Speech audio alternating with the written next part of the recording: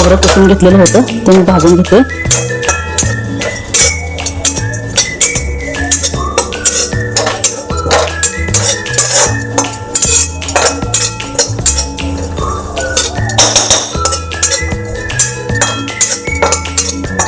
सुकं खोबरं थोडंसं हलकंसं तूप टाकून भाजून घेते.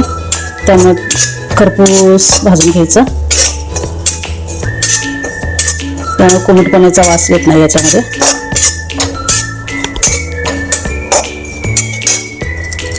दुसऱ्या खसखस भाजून घेते त्याच्यासोबतच खोबऱ्यासोबत, जेणेकरून खसखस करपली जाणार नाही.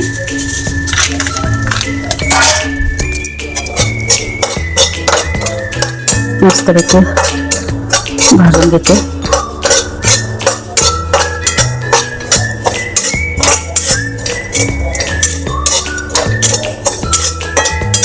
भाजून झालेलं आहे ते मी काढून घेते. मी अगोदर थोडंसं 1 वाटी खोबरं किसून घेतलं. नंतर 100 ग्रॅम काजू भाजून घेतले, 100 ग्रॅम बदाम ते तुपात तळून घेतले, 100 ग्रॅम अक्रोड तुपात तळून घेतले आणि थोडंसं भोपळा सीड, कलिंगड सीड, सोया सीड अशा 4 प्रकारच्या बिया तुपात तळून घेतल्या मंद आचेवर.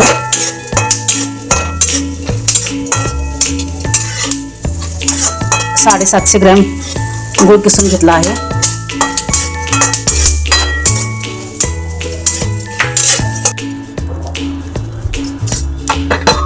हे सुकं खोबरं, खसखस, हे 3 प्रकारच्या बिया, बदाम, काजू, अक्रोड, खसखस हे सगळं तुपावरती भाजून घेतलेलं आहे. ते आता मिक्सरवरती बारीक करून घ्यायचं. आणि हे सुंठ, वेलची, मिरे मी मिक्सरवरती बारीक करून पूड करून तयार करून घेतले. लाडूमध्ये घालण्यासाठी ह्या मिश्रणात घालून मिक्स करून घालायचे. ह्याचा सुगंध सुद्धा छान येतो. दुसरी गोष्ट, ह्याच्यामुळे ह्या पावसाळ्याच्या दिवसात, थंडीच्या दिवसात सर्दी खोकल्यापासून संरक्षण करतं.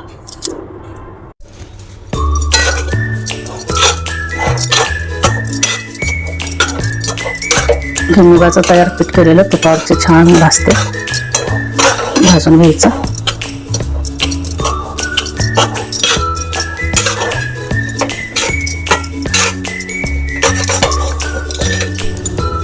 हे मुगाच्या पिठामध्ये गूळ, किसलेला गूळ घातला, सगळे ड्रायफ्रुट्स मिक्सरवरती बारीक करून त्याच्यामध्ये मिक्स घेतलेले आहेत. सगळे मिश्रण पूर्णपणे एकजीव करून घ्यायचं. चवीसाठी किंचितचं मीठ टाकलेलं आहे याच्यामध्ये.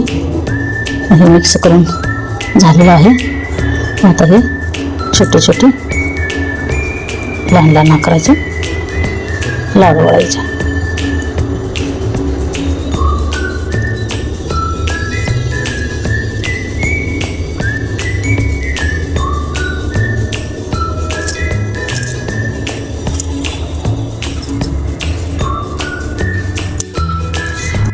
अशा प्रकारे सर्व लाडू वळून तयार झालेले आहेत.